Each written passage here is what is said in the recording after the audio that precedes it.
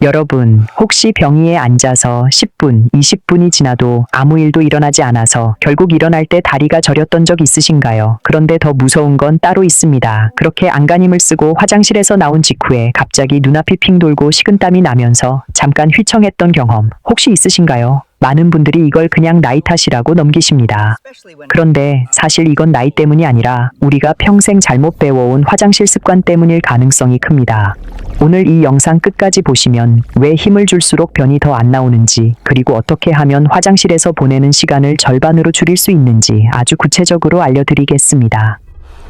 안녕하세요. 어르신들의 소화기 건강을 20년 넘게 진료해온 의사입니다. 그동안 진료실에서 정말 많은 분들을 만났습니다. 그분들이 공통으로 하시는 말씀이 있습니다. 선생님, 저는 분명히 열심히 힘을 주는데 왜 점점 더 안 나올까요? 오늘은 바로 이 질문에 대한 답을 처음부터 끝까지 차근차근 풀어드리려고 합니다. 오늘 영상에서는 이런 내용을 다룰 겁니다. 먼저 왜 변비가 생기는지, 그리고 우리가 흔히 믿고 있는 잘못된 상식들은 무엇인지, 또 화장실에서 실제로 우리 몸 안에서 무슨 일이 벌어지고 있는지 말씀드리겠습니다. 그 다음에는 스스로 점검해 볼 수 있는 체크리스트와 오늘부터 당장 실천할 수 있는 구체적인 해결책을 아침, 낮, 저녁으로 나누어 알려드릴 겁니다. 마지막으로는 절대 그냥 넘기시면 안 되는 위험 신호들도 짚어드리겠습니다. 끝까지 들으시면 분명히 내일 아침이 달라지실 겁니다. 제가 진료실에서 만났던 한 분의 이야기로 시작해볼까 합니다. 가명으로 박정희 어르신이라고 하겠습니다. 이른한 살이시고 대전에서 작은 손주를 보러 자주 서울에 올라오시는 분이셨습니다. 이분은 젊었을 때부터 워낙 부지런하셔서 매일 아침 똑같은 시간에 화장실에 들어가는 걸 인생의 원칙처럼 지켜오셨다고 합니다. 그런데 언젠가부터 그 시간이 점점 길어지기 시작했습니다. 처음엔 5분이면 끝났던 일이 어느새 15분이 되고 나중에는 30분 가까이 변기에 앉아 계셔야 했습니다. 박정희 어르신은 이렇게 생각하셨답니다. 나이가 드니 장이 약해져서 그런가 보다. 그럼 더 힘을 줘야지. 그래서 더 세게, 더 오래 힘을 주셨습니다. 그런데 이상하게도 힘을 줄수록 상황은 더 나빠졌습니다. 화장실에서 나오면 얼굴이 벌겋게 달아오르고 어떤 날은 일어서다가 순간적으로 어지러워서 벽을 짚어야 했습니다. 손주를 보러 가는 날에도 혹시 화장실에서 문제가 생길까봐 며칠 전부터 음식을 적게 드시기 시작했습니다. 맛있는 걸 봐도 마음껏 못 드시고 여행 계획이 있어도 화장실 위치부터 확인하는 일이 일상이 되었습니다. 박정희 어르신을 진료실에서 처음 뵀을 때 저는 한 가지 질문을 드렸습니다. 어르신, 화장실에서 힘을 주실 때 숨은 어떻게 쉬고 계세요? 그랬더니 어르신이 깜짝 놀라며 말씀하셨습니다. 숨이요? 저는 숨을 꾹 참고 힘을 줘요. 그래야 힘이 더 들어가니까요. 바로 이 부분이 문제의 핵심이었습니다. 여러분, 여기서 우리가 정말 많이 오해하고 있는 부분이 있습니다. 바로 변비는 힘이 부족해서 생긴다는 믿음입니다. 많은 분들이 변이 안 나오면 내가 힘이 약해졌나 보다 라고 생각하시고 더 강하게 밀어내려고 하십니다.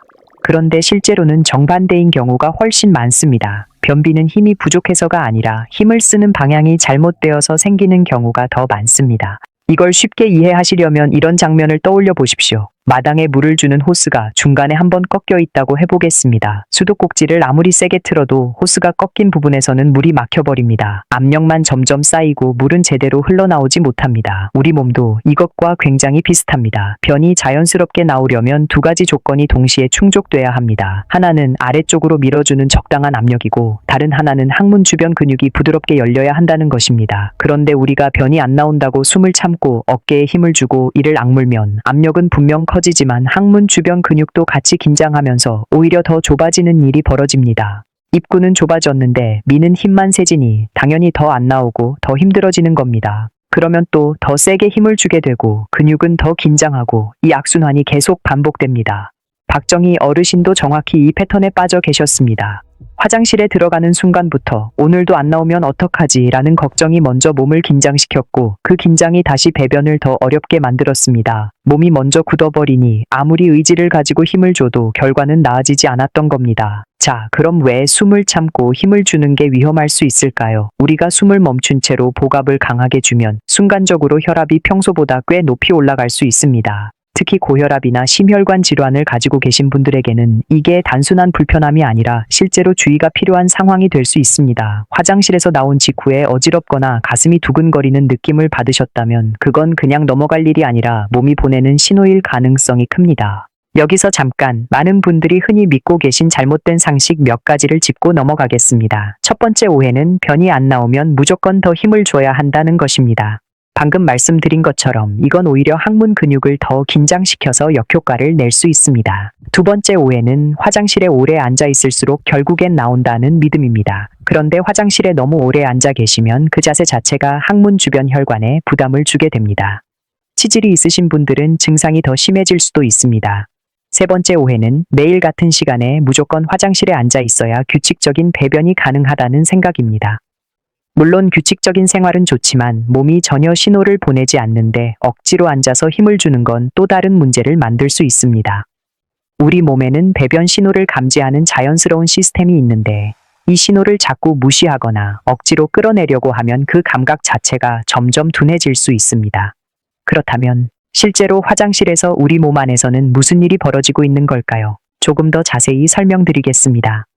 변비가 생기면 대부분 가장 먼저 어깨와 목에 힘이 들어갑니다. 이를 꽉 물게 되고 숨을 참습니다. 배뿐만 아니라 온몸이 굳어버립니다. 본인은 변을 내보내기 위해 최선을 다하고 있다고 생각하시겠지만 실제로는 몸 전체가 비상 상태에 들어간 것과 비슷합니다. 근육이 긴장하면 혈관도 함께 수축하고 심장은 더 빨리 뛰게 됩니다. 이런 상태가 반복되면 몸은 점점 더 피곤해지고 화장실 자체가 스트레스를 주는 공간으로 인식되기 시작합니다. 그러면 화장실에 들어가기 전부터 이미 긴장이 시작되고 그 긴장이 배변을 더 어렵게 만드는 악순환이 굳어지는 겁니다. 또 한 가지, 변비는 단순히 배가 불편한 문제로 끝나지 않습니다. 장이 원활하게 움직이지 않으면 속이 더부룩하고 답답한 느낌이 계속되면서 자연스럽게 식욕이 떨어지는 경우가 많습니다. 입맛이 없어지면 식사량이 줄고 영양 섭취가 부족해지면서 기력도 떨어집니다. 기력이 떨어지면 움직이기 싫어지고 움직임이 줄면 장군동도 다시 느려지는 또 다른 악순환이 생길 수 있습니다. 잠을 잘 못 주무신다고 호소하시는 분들도 많습니다. 배가 더부룩한 상태로 누워 있으면 깊이 잠들기 어렵고 다음날 피곤함이 계속 이어지기도 합니다. 그리고 심리적으로도 영향을 줍니다. 화장실 걱정 때문에 외출이 꺼려지고 모임이나 여행을 망설이게 되고 결국 사람들과의 만남 자체가 줄어드는 경우를 진료실에서 정말 많이 봅니다. 자, 여기서 잠깐 스스로 점검해보는 시간을 가져보겠습니다. 지금부터 몇 가지 질문을 드릴 텐데 진단을 내리는 게 아니라 그냥 내 상태를 한번 돌아보는 시간이라고 생각해 주세요. 첫째, 화장실에 앉아있는 시간이 보통 10분을 넘기시나요? 둘째, 변을 볼 때 숨을 참고 힘을 주는 습관이 있으신가요? 셋째, 변을 본 후에 개운하지 않고 뭔가 남아있는 느낌이 자주 드시나요?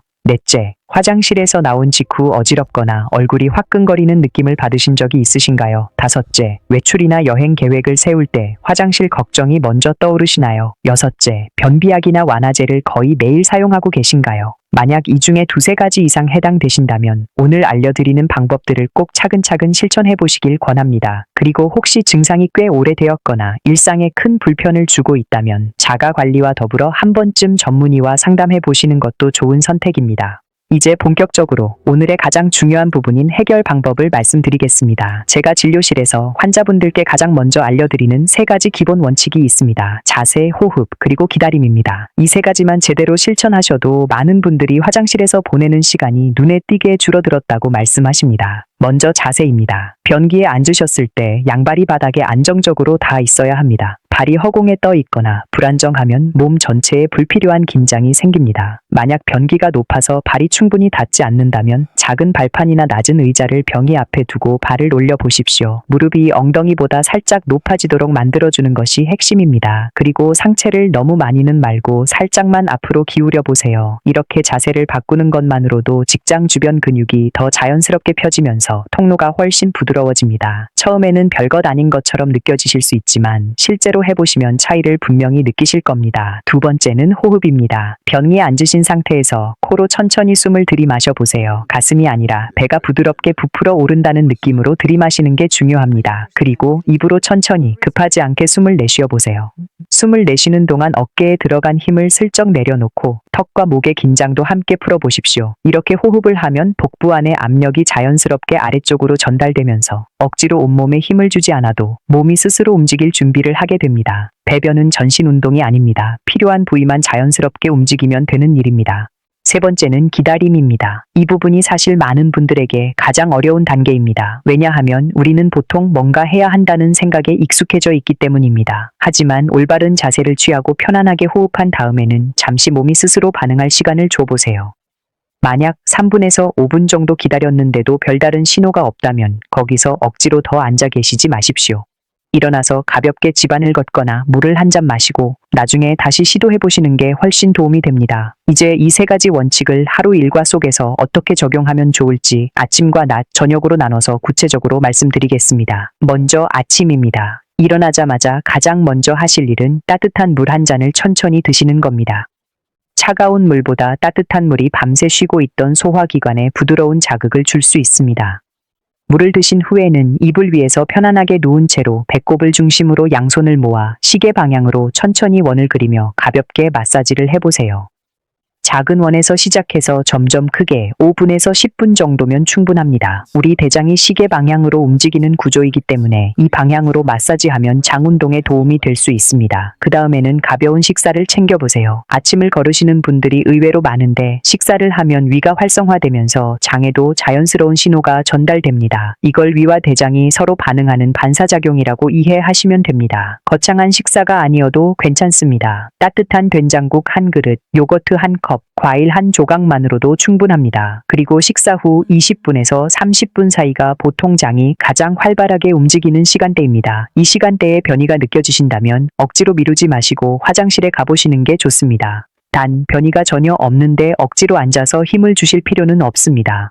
낮 시간대에는 무엇보다 움직임이 중요합니다. 거창한 운동이 아니어도 괜찮습니다. 하루에 20분에서 30분 정도 가볍게 걷는 것만으로도 충분히 도움이 됩니다. 식사 후에 동네 한 바퀴 산책을 하시거나 손주와 함께 공원을 걸으셔도 좋습니다. 걷는 동안 몸 전체의 순환이 좋아지면서 잔근동도 자연스럽게 자극을 받습니다. 그리고 낮 동안 물을 의식적으로 챙겨 드시는 것도 중요합니다. 어르신들은 갈증을 잘 못 느끼시는 경우가 많아서 목이 마를 때만 물을 드시면 수분이 부족해지기 쉽습니다. 한 번에 많이 드시기보다 조금씩 자주 나눠서 드시는 게 좋습니다. 또 식사할 때 채소와 나물 반찬을 충분히 곁들여 보세요. 김치, 된장국, 나물 무침 같은 우리 전통 음식들이 사실 장 건강에 정말 좋은 음식들입니다. 다만 갑자기 많은 양을 한꺼번에 늘리시면 오히려 배가 더부룩할 수 있으니 평소 드시던 양에서 조금씩 천천히 늘려가시는 게 좋습니다. 그리고 한 가지 꼭 기억하셔야 할 것은 식이섬유를 늘릴 때는 반드시 물도 함께 늘려야 한다는 점입니다. 물 없이 식이섬유만 많이 드시면 오히려 변이 더 딱딱해질 수 있습니다. 저녁에는 무엇보다 마음을 편안하게 하는 게 중요합니다. 잠자리에 들기 전에 과식을 피하시고 따뜻한 물에 발을 잠깐 담그시는 것도 몸의 긴장을 풀어주는 데 도움이 됩니다. 스마트폰이나 텔레비전을 보는 시간은 잠들기 전에는 조금 줄여보시는 게 좋습니다. 화면에서 나오는 빛이 수면의 질에 영향을 줄 수 있고 수면의 질이 떨어지면 다음날 장 운동에도 영향을 줄 수 있기 때문입니다. 그리고 자기 전에 간단한 스트레칭을 해보시는 것도 좋습니다.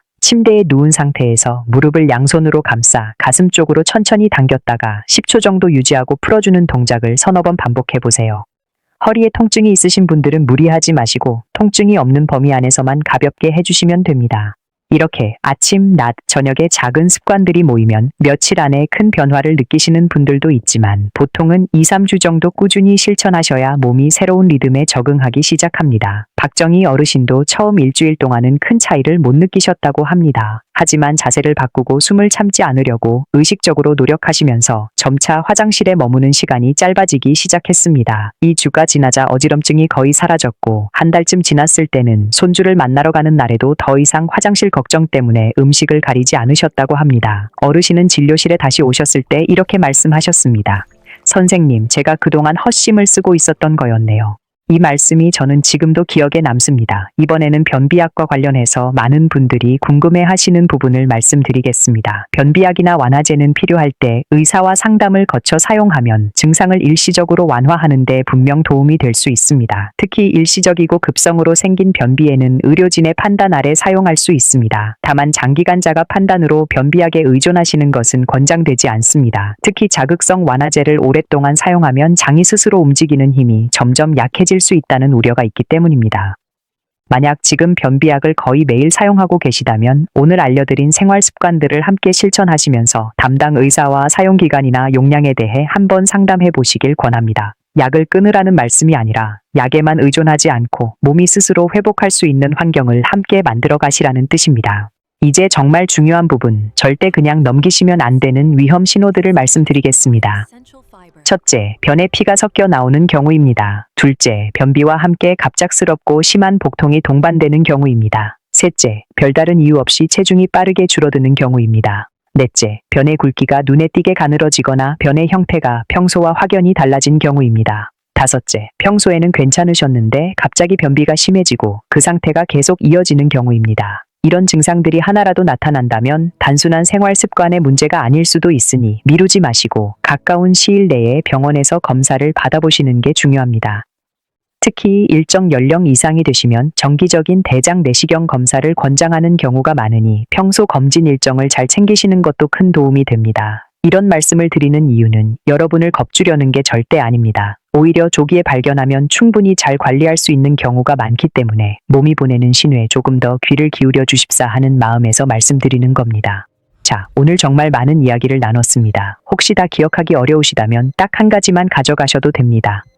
변비는 힘으로 이겨내야 하는 싸움이 아니라는 것입니다. 우리 몸은 원래 스스로 변을 내보내는 능력을 가지고 있습니다. 우리가 할 일은 그 능력을 방해하지 않고 자세를 바로잡고 편안하게 숨을 쉬고 몸이 스스로 움직일 시간을 기다려주는 것뿐입니다. 화장실을 전쟁터처럼 생각하지 마십시오. 오늘 잘 안 됐다고 해서 실망하지 마시고 내일 다시 차분히 시도해 보시면 됩니다. 몸은 우리 생각보다 훨씬 현명하게 스스로 균형을 찾아갑니다. 우리 어르신들 젊은 시절 정말 힘들게 사셨습니다. 가족을 먹여 살리고 자녀들을 키우느라 정작 본인의 몸은 늘 뒷전이었습니다. 이제는 여러분 자신을 돌볼 시간입니다. 작은 습관 하나 바꾸는 것이 거창해 보이지 않을 수 있지만 그 작은 변화가 모여서 손주와 마음껏 산책할 수 있는 아침, 좋아하는 음식을 걱정 없이 드실 수 있는 식사 시간을 만들어줍니다. 오늘부터 자세, 호흡, 기다림 이 세 가지를 꼭 기억해 주세요. 그리고 화장실 걱정 없이 가벼운 발걸음으로 하루를 시작하시는 날이 빨리 오시기를 진심으로 응원하겠습니다. 오늘 영상이 도움이 되셨다면 좋아요 눌러주시고 더 많은 건강 정보를 받아보고 싶으시다면 구독도 부탁드립니다. 그리고 혹시 오늘부터 한번 실천해 보겠다고 다짐하셨다면 댓글에 오늘부터 자세, 호흡, 기다림이라고 남겨주세요. 여러분의 댓글 제가 꼭 읽어보겠습니다. 다음 영상에서 더 좋은 건강 정보로 다시 찾아뵙겠습니다. 건강하고 편안한 하루 보내시길 바랍니다.